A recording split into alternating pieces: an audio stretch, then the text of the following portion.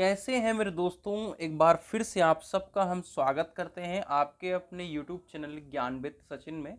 तो दोस्तों आज के इस कंप्लीट वीडियो में हम बात करेंगे BTUP सेमेस्टर एग्जामिनेशन 2025 के बारे में और इसके लास्ट 20 डेज के प्रिपरेशन स्ट्रेटजी के बारे में।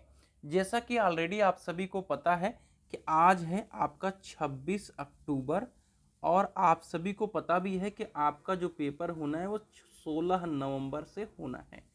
तो अप्रॉक्स 20 डेज आपके पास अवेलेबल है। इसके बेसिस पे हम आपको तैयारी का बेस्ट तरीका बताने वाले हैं और तैयारी का जो बेस्ट तरीका बताने वाले हैं, अभी तक अगर आपने कुछ नहीं पढ़ा है तो उसके बेसिस पे हम बताने वाले हैं। तो वीडियो आप सभी के लिए काफ़ी इम्पोर्टेंट है और नीचे लिखा है कि 80% हमने कैसे बनाया। ऑलरेडी आप सभी को पता होना चाहिए कि ऑलरेडी हम डिप्लोमा होल्डर हो चुके हैं, यानी हमने अपना डिप्लोमा कंप्लीट किया है। फिलहाल अपना 2 साल का बीटेक भी अभी कंप्लीट हो गया है और जल्द ही फाइनल ईयर में एंट्री होगी। खैर, आपके हम प्रिपरेशन स्ट्रेटजी को समझाने के लिए आए हुए हैं। तो चलिए बिना देरी के अपनी इस वीडियो की शुरुआत करते हैं। देखिए, मैं आपका टाइम बिल्कुल भी नहीं लूँगा, लेकिन मैं आप सभी से गुजारिश करूँगा कि अगर पिछले 2-3 महीने को ख़राब कर चुके हो तो ये अगला 7-8 मिनट आपके लिए इम्पोर्टेंट है। उसको अगर ध्यान से समझ करके अगर फॉलो कर लिए और अगले 20 दिन अपने आप को दे दिए तो मैं आप सभी से गारंटी के साथ कह सकता हूँ कि आपके साथ अच्छा हो जाएगा। तो चलिए हम इम्पोर्टेंट पॉइंट्स को समझते हैं। पहला है कि लास्ट 3 ईयर का पेपर एनालिसिस।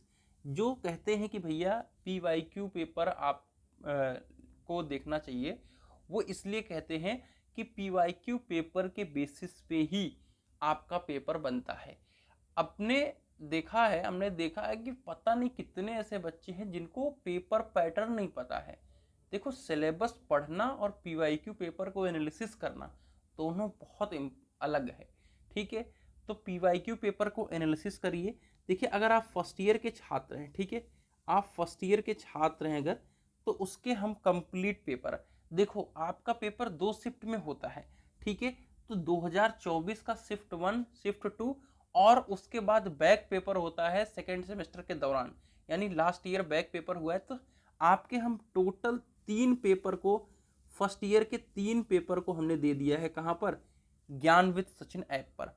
और अगर आप सभी ज्ञानविद सचिन मोबाइल एप्लीकेशन को नहीं डाउनलोड किए हैं तो डाउनलोड कर लीजिए, क्योंकि PYQ पेपर, वीडियो लेक्चर और महत्वपूर्ण प्रश्न के नोट्स सब आपको 99 में हमेशा दिया हूँ, इस बार भी दूंगा।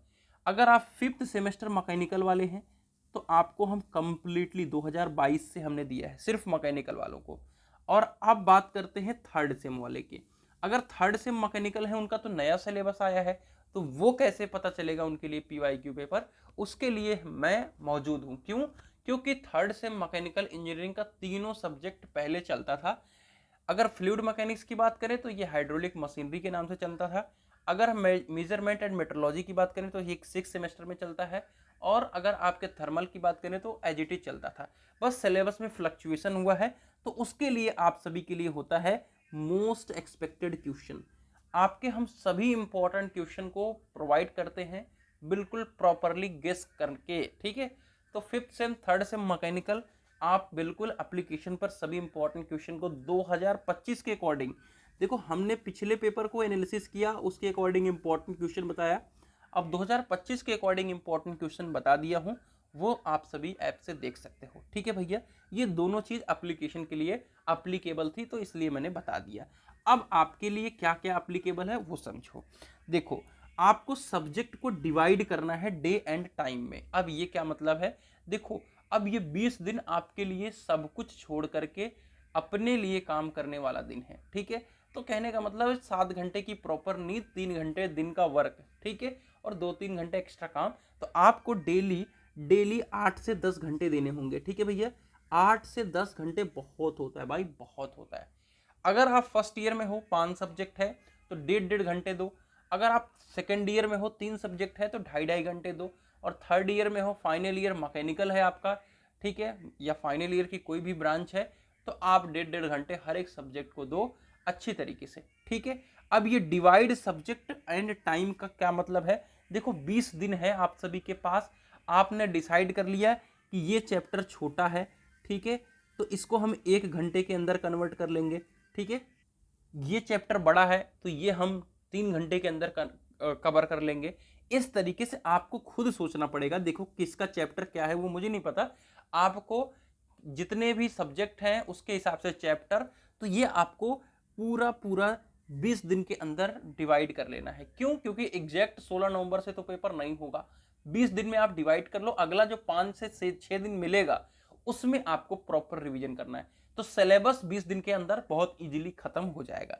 ठीक है, अब ये एग्जाम की टिप्स छोटी सी है कि सभी क्वेश्चंस को अटेम्प्ट करने हैं बिल्कुल टाइम के अंदर, छोड़ना नहीं है, छोड़ोगे तो पूरे 5 नंबर जाएंगे। ठीक है, अब आइए हर चैप्टर से 3-3 इंपॉर्टेंट क्वेश्चन का लिस्ट तैयार करें। हमने इस चीज को ऑलरेडी बहुत सालों से किया है अपने बच्चों के साथ और खुद भी करते थे। ऑलरेडी हमने चैप्टर वाइज इंपॉर्टेंट क्वेश्चन दे रखा है, लेकिन जैसे आपकी ब्रांच का मैं नहीं पढ़ाता हूं तो आप सभी क्या कर लीजिएगा कि अपने पीवाईक्यू पेपर को देख करके 3-3 इंपॉर्टेंट क्वेश्चन को सेलेक्ट कर लीजिएगा और अपने सिलेबस के बिहाइंड लिख लीजिएगा। कहने का मतलब क्या है मेरे प्यारे साथियों, कि सिलेबस के आधार पे आपको पढ़ाई करना होता है, चाहे वो 5th से मैकेनिकल हो या आपके 3rd से मैकेनिकल न्यू सिलेबस, चाहे फर्स्ट ईयर।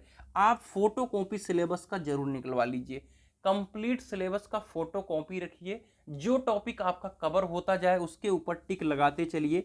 इससे मोटिवेशन मिलता है, डोपामिन रिलीज होता है किसी चीज को करने से, और झुंझलाहट नहीं होती है, जिससे माइंड आपका शार्पली वर्क करता है कि अब हमारे पास कितना और बचा है और कितना मुझे टारगेट करना है। इसलिए सिलेबस का फोटो कॉपी रखना चाहिए। और मैं आपके पूरे बीटी यूपी का भी फोटो कॉपी रखता हूँ कि क्या पढ़ाना है क्या नहीं, और खुद का भी फोटो कॉपी जो सिलेबस पढ़ता हूँ वो बहुत सालों से मैं रखता आया हूँ। ठीक है भैया, चलो अब अगला आता है डेट शीट का इंतजार ना करें। बिल्कुल ये चीज मैं आप सभी को कहता हूं कि डेट कब है कब नहीं है। आपको अगर 16 नवंबर बताया गया है तो समझ लो 16 नवंबर को पेपर है, कॉन्सेप्ट ये बिल्ड होना चाहिए, उसका इंतजार नहीं करना चाहिए। इसमें एक और टिप्स है कि इंपॉर्टेंट क्वेश्चन के साथ साथ इंपॉर्टेंट चैप्टर सेलेक्ट करना बहुत इंपॉर्टेंट है। कहने का मतलब ये है कि कुछ ऐसे चैप्टर होते हैं जिनसे ज्यादा क्वेश्चन और 100% क्वेश्चन आते हैं।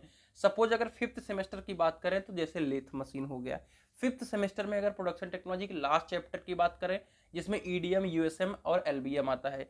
इसी तरीके से अगर 3rd से मैकेनिकल की बात करें तो कोई फ्लूइड मैकेनिक्स चैप्टर है। ठीक है, तो फ्लूइड मैकेनिक्स के कोई भी चैप्टर, जैसे सपोज टरबाइन वाला चैप्टर उठा लो तो वहां पे टरबाइन के क्वेश्चन 100% आते हैं, और आपके जो रेसिप्रोकेटिंग पंप है या सेंट्रीफ्यूगल पंप है उसके 100% क्वेश्चन आते हैं। इसी तरीके से फर्स्ट ईयर के देख लो कोई से चैप्टर, जैसे प्रॉपर्टीज ऑफ मैटर है फिजिक्स का। इसी तरीके से केमिस्ट्री का देख लो, फ्यूल्स एंड कंबस्शन है, इससे भी बहुत इजी।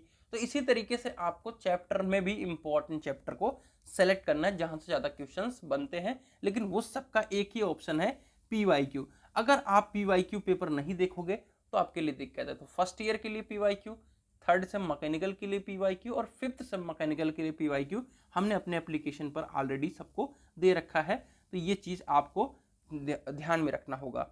पढ़ना तो पड़ेगा, ये बात का आपको बहुत अच्छी तरीके से ध्यान रखना होगा। राइटिंग को आपको बना करके लिखना होगा। कहाँ पर? एग्जाम में।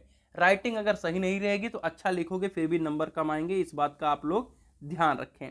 पढ़ते हुए नोट्स बनाएं। जैसे कोई भी आप सब्जेक्ट पढ़ रहे हो, वो क्वेश्चन आपने पढ़ा तो उसको अपनी कॉपी में लिख लो।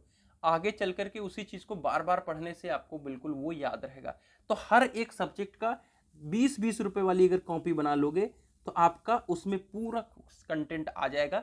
जैसे कोई भी हाइड्रोलिक मशीन के बारे में मान लो पढ़ो, आपने पावर प्रेस के बारे में पढ़ लिया, पावर प्रेस का एक छोटा सा डायग्राम बना लिया आपने, उसमें कुछ पॉइंट लिख लिए, तो वो आगे चलकर रिवीजन करने में आएगा। इसी तरीके से आपको पूरा सिलेबस कंप्लीट करना है और हर पे एक टिक लगाते हुए चलना है।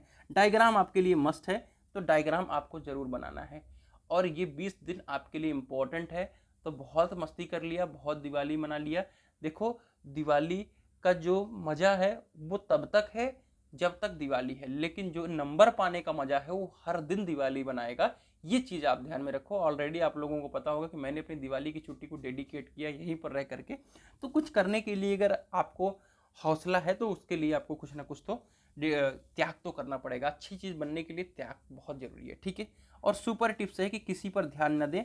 कौन कितना पढ़ लिया, कौन क्या कर रहा है उसके ऊपर ध्यान नहीं देना है, आपने क्या किया उसके ऊपर ध्यान दो। इससे मोटिवेशन डिमोटिवेशन दोनों आता है, इसलिए आपको किसी के ऊपर ध्यान नहीं देना है। तो ये कुछ टिप्स थे, मुझे आशा है कि बहुत पसंद आई होंगे।